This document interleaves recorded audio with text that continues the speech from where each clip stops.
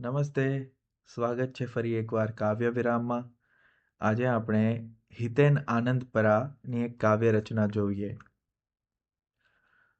આપણું મળવાનું ક્યાં સંભવ હવે કારણ વગર, ફોડ પાડીને કહું તો લાભ કે વળતર વગર. જંગલો ખુદી વળેલો ગામનો જણ શહેરમાં બેધડક રસ્તા ઉપર નીકળી શકે નહીં ડર વગર.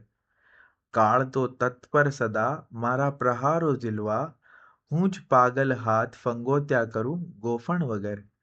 માણસોને ચારવા નીકળી પડેલું આ નગર, સાંજના ટોળું બની પાછું ફરે માણસ વગર.